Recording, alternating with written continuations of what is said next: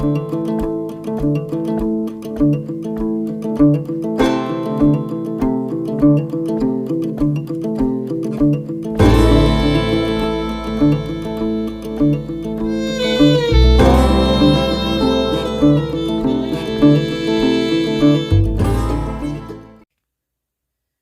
afternoon, everybody, and welcome to today's edition of Blue Ridge Off Grid.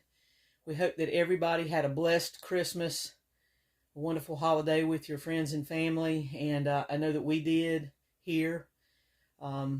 We are recovering from the severe cold temperatures that we had. It was brutal here, so I know that it gets colder in a lot of other places. A little bit further up into the mountains, it was in the negative 20s and negative 40s in some places, and that's even colder than what we were here. So brutal temperatures all over the country, and a lot of folks are suffering from busted water pipes, and it's a mess. I know I have a friend that's a plumber, and he told me that he has more work than he can handle, and a lot of folks aren't going to have their water fixed for a week to 2 weeks. Welcome to the labor shortage we're still experiencing. So it's been brutal. We did fine here at Blue Ridge Off Grid. We did great through the storm, and we had some very high winds, very brutal temperatures. I think I recorded a low of 0 degrees with a wind chill of -5, and we made it through fine. We were snug as a bug in a rug.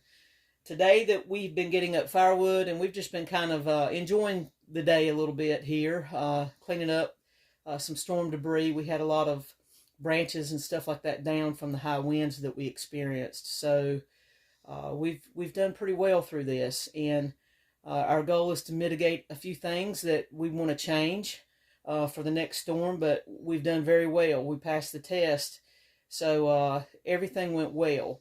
For my friends that are on the grid, it didn't go so well. A lot of you experienced power outages, and a lot of those power outages were not attributed to trees being down.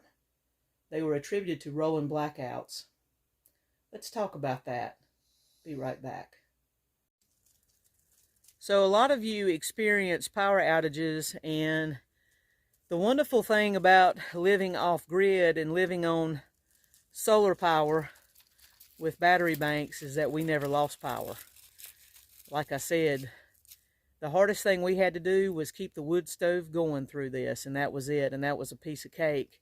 We stayed warm, we kept power, and we drained our water lines prior to and left them dry for this because we felt that that was a smart move, and it was, because I knew if we got down to 0 degrees or 3 degrees or 5 degrees, that water would freeze quick, and it would take days for it to unthaw. So we prepared for that. We're going to talk about rolling blackouts right now. I'm going to kind of go on a rant today. Our government wants us to do away with fossil fuels and buy electric cars. I don't have anything against an electric car, nothing against it. I don't have anything against e-bikes. In fact, I love e-bikes. They're pretty cool.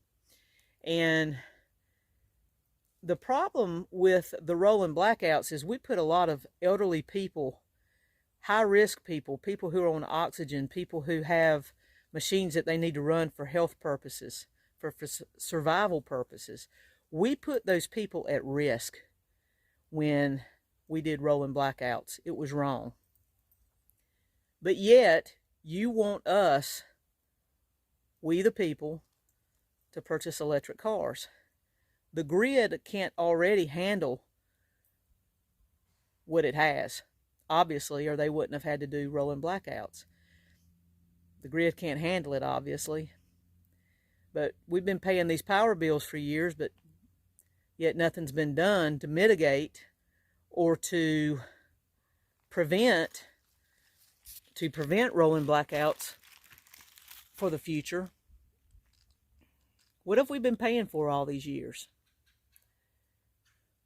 Why is it okay for the power company to make the decision to power an entire football stadium in the state of Tennessee, but yet turn off people's power who are in their 90s, 80s, 70s, who need their oxygen, who need their health equipment to run, who need their heat?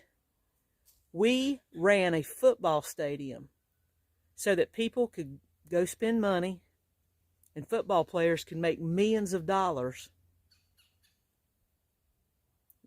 The power company was okay with powering that, but not powering people who are elderly, who have paid their price and paid their debt to society by paying taxes and working hard their whole entire life. Folks, I'm telling you, you better be preparing. If you don't want to come off the grid, I get it. Not everybody's going to be able to come off the grid. But there are things that you can do at your palace to prepare for what's coming. This is only going to get worse.